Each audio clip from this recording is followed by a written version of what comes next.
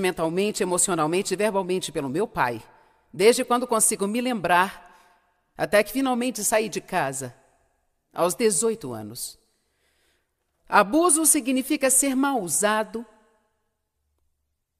usado de maneira imprópria, ser gasto ou ser desperdiçado. Usar algo de tal maneira a causar dano ou prejuízo, ou ser tratado com crueldade. As pessoas que nos assistem ou estão aqui hoje podem ter sido abusadas sexual, emocional, mental, física ou verbalmente, mas todo tipo de abuso é prejudicial. No momento em que somos usados com um propósito que não é aquele para o qual Deus nos fez, isto é prejudicial. Meu pai fez muitas coisas pervertidas comigo. E acredite em mim quando eu lhe digo que vou lhe contar apenas algumas delas. Há outras, mas seria desagradável demais para mim falar sobre elas diante de uma multidão como esta. Ele me fazia olhar pelo buraco da fechadura enquanto ele e minha mãe faziam sexo e depois eu tinha de lhe dizer o que havia sentido com aquilo. Se eu entrasse num lugar onde ele estivesse sozinho, ele tocava no próprio corpo e me mostrava suas partes íntimas, como se aquilo pudesse excitar-me. Sempre que tinha uma oportunidade, me agarrava em lugares fechados, por isso eu detestava entrar onde ele estivesse, então sempre quando eu estava em casa, meu maior objetivo era ficar fora do espaço onde ele estivesse. Se ele fosse para a garagem, no subsolo, fazer alguma coisa, ele me dizia para esperar 5 ou 10 minutos e depois ir até onde ele estava. E agir como se eu estivesse procurando por ele. E então me molestava naquelas situações, me tocando e me fazendo tocá-lo também. Eu vivia constantemente com medo de que minha mãe entrasse, nos surpreendesse e culpasse a mim. Quando ele saía de carro, me dizia para pedir para ir com ele na frente da minha mãe, e ele diria não, mas eu insistiria até que ele finalmente concordaria em deixar que eu fosse. Então é interessante porque ele fazia as coisas, armava tudo para parecer que eu era culpada. Eu, é claro, não queria ir porque sabia o que iria acontecer se eu fosse, mas eu tinha de fazer o que ele mandava. Minha mãe ia ao mercado todas as sextas de manhã, então eu queria muito ir com ela, mas ele me fazia pedir para ficar em casa. Ou dar uma desculpa para não ir com ela. Então, enquanto ela estava fora, ele me estupou. Quando íamos nadar, tinha que pedir para ele me ensinar para que ele pudesse me levar para a água e me tocar com suas mãos. Não havia nenhum lugar onde eu me sentisse segura enquanto crescia. Creio que sequer podemos imaginar o dano que isso causa a uma criança, porque as crianças, antes de tudo, deveriam se sentir seguras. Eu nunca me senti segura e sei que muitos de vocês passaram por esta mesma experiência. Para alguns de vocês, eu estou apenas contando a história da sua vida.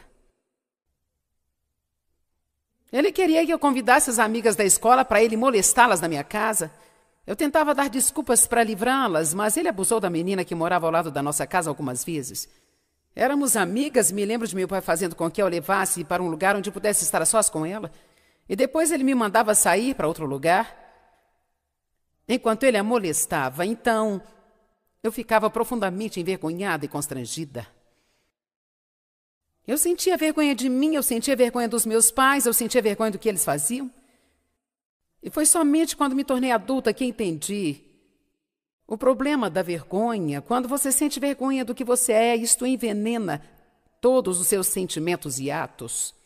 E eu sou extremamente grata porque a palavra de Deus diz que em lugar da vergonha, o meu povo receberá dupla honra. Haverá porção dobrada de recompensa para o meu povo. Se você foi criado corretamente,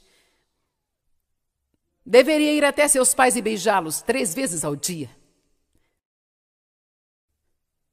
Se você foi criado do modo certo, ainda que remotamente, só um pouquinho. Amém?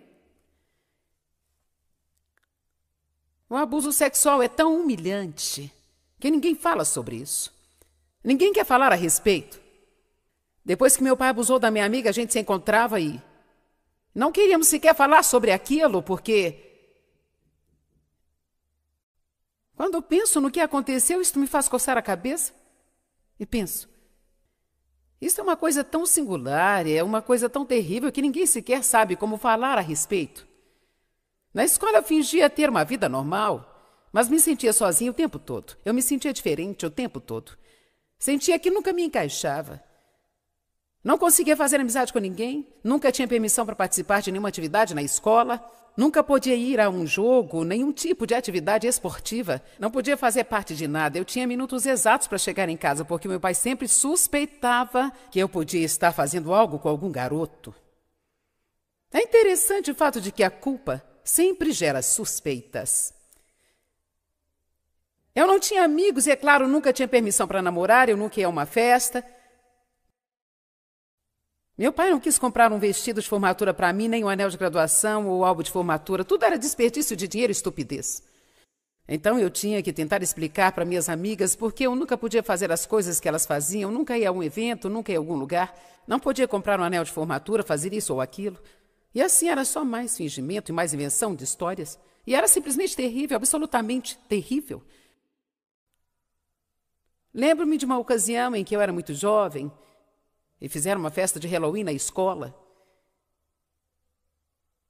Minha mãe não sabia fazer nada melhor, não tinha dinheiro, então comprou para mim uma máscara de borracha horrorosa.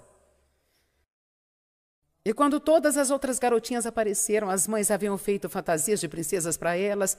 Elas eram pequenas fadas e tinham todas aquelas roupas de organza e estavam tão lindas. E eu com a máscara de lobo. Me lembro de que eu fui esconder no canto do pátio da escola porque eu me sentia terrível. Por causa da minha aparência interessante, as coisas das quais você se lembra. E eu me lembro de estar no canto daquele pátio sozinha com aquela velha máscara de lobo. Acho que era mais ou menos assim que eu me sentia, como se todas as outras meninas fossem princesas e eu lobo. Eu tinha um terrível e vergonhoso segredo que me consumia.